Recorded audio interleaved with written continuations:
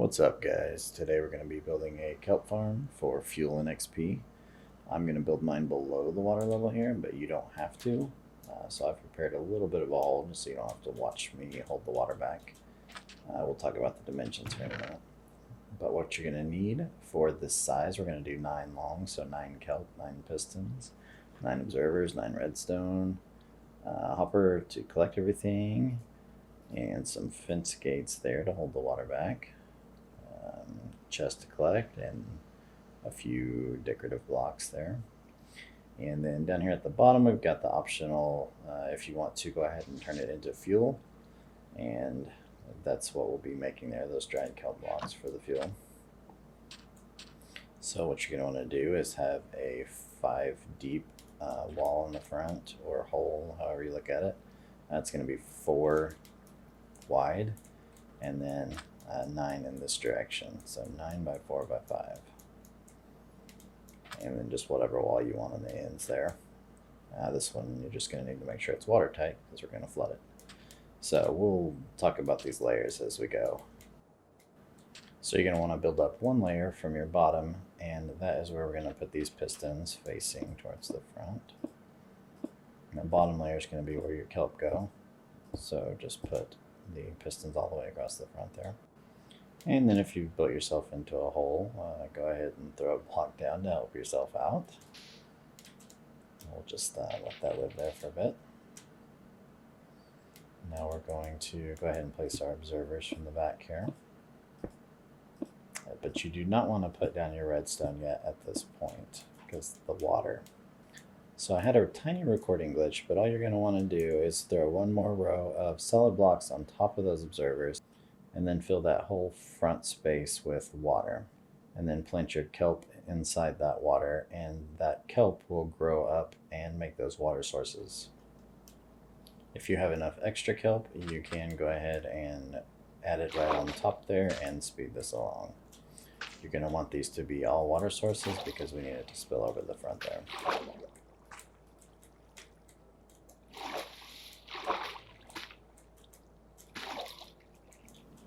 As soon as a column of kelp is up to the top, you can go ahead and break it and use it for the additional columns.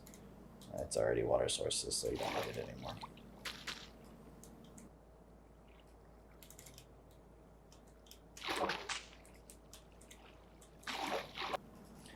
And then once you're all done, your water should all be flowing over the top, just like so. You can just leave that extra kelp there. Go ahead and place some sand, and that will help get the water out of your way for this next step. As soon as the water is gone, you can throw your redstone down along the back. And then if you place sand directly above it, it will float up in the air. And I didn't have enough sand, so I had to do this step kind of silly, but you want to make sure you throw your gates down before you, don't place your sand in the air like that. You want to place it directly above the redstone, and it will stay.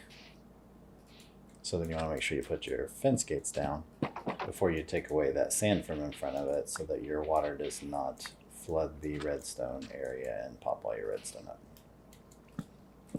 Just continue along, make sure you get fence gates all along there.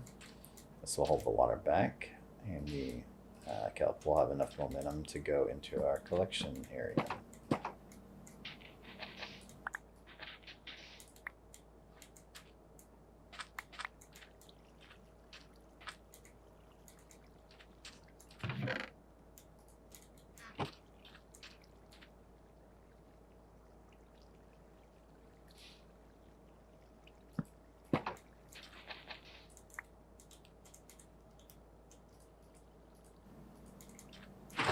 Now you can see we're going to need one final bucket of water, and that will collect all of the kelp down to where we're going to put our hopper here.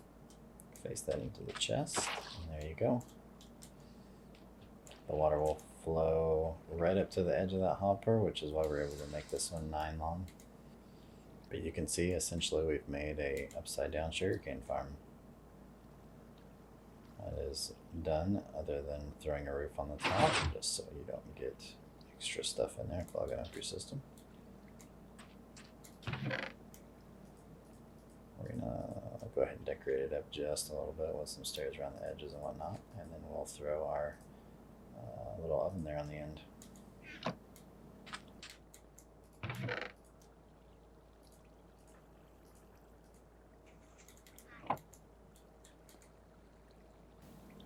The only thing to make sure of course, if you're decorating, if you put something over the top of your chest, just make sure you use a stair or a slab or a piece of glass, just something that will allow you to open that chest. I'm just going to throw some glass over the top.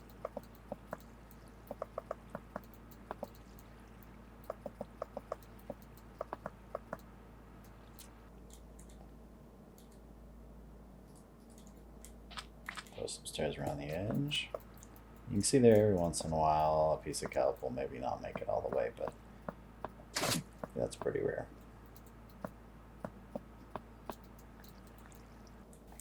So now we're going to dig down a few levels to get our little cooking area placed in here. A few layers up in the air.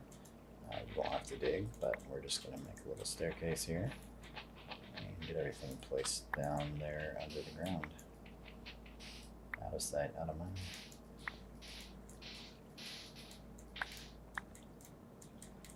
So we're going to extend that chest out a bit.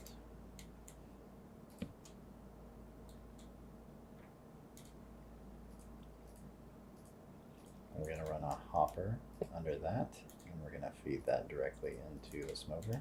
The smoker will just allow that to cook a little bit faster. You throw a chest down and run a hopper into the side of that chest. So that's where your cooked kelp will come out, and then one more into the side of that smoker where your fuel will go. Drop it directly in there, and you can see the kelp comes down and is cooked by the other kelp.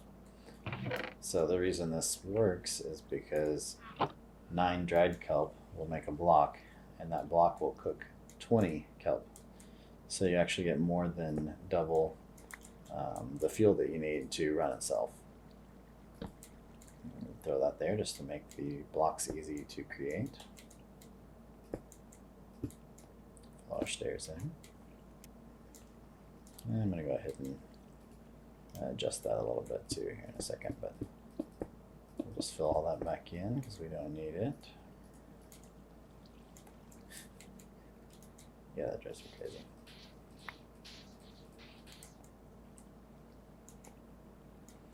It's a nice little system. You can throw another slab or another stair up there, just so you're not falling in the hole if yours is in a corner kind of like mine.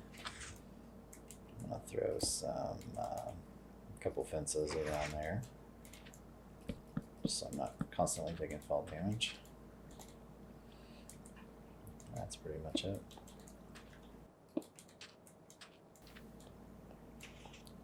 Now if you have some additional chests and you'd like to expand this a little bit, you can take one chest and place it on top of the hopper there so you can load up more fuel.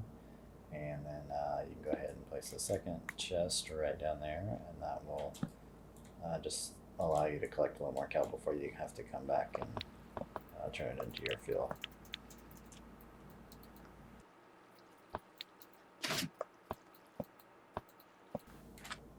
Alright, so quick tour of what you made. The top chest is where the kelp comes in. It should be empty most of the time. Second chest is where you put your fuel, and the bottom chest is where you pull the dried kelp out. Point at the crafting table, make it into a block, and you got your fuel. So I would take about half of it and put it back into the fuel chest. In this case I just dumped it on, so I don't need it right now, but you can just put your leftovers back in there for later. Alright, so we've got a couple quick tips for you now that it's been running for a minute. First I'm going to show you the quickest way to turn these into blocks. You're going to want 9 at a time, so that's one full row. So just go ahead and grab, in this case I've got space, I can do 2 rows at a time. But you're just going to fill that up completely, hold shift click, and they'll pop right up there. And now you've got 2 stacks of fuel. I would recommend putting one of those back in there, and then you can take the other one over to your smelter. The second tip involves how to get XP out of the smoker after it's been working for a while. I just did this so I won't get a ton this time, but just throw a lever right on the front of that thing. And so you can see normally when a piece of kelp gets done, it immediately disappears. But if you go ahead and flip that lever, that will lock the system, and that piece of kelp will stay there and allow you to grab it and allow you to pull out all the XP that thing's been collecting while it's cooking. So that will work on any kind of cooker that's had a hopper pulling stuff out of it. So in this case, we can do that with our smelter over here too. I'm just going to throw some blocks up in this cart and start it up, just so I can show the process of locking in and pulling XP out again one more time. So this is kind of selective. If you just need a little bit of XP, you can just pull it out of one, or you can get all of them every time if you need to, but you just go through and grab your item out of each one. And just be sure to go ahead and flip those levers back off when you're done.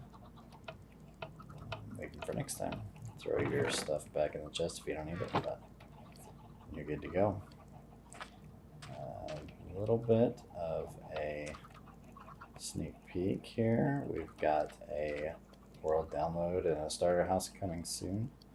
So pay no attention to that. You're not supposed to see it yet. I'll catch you guys in a bit.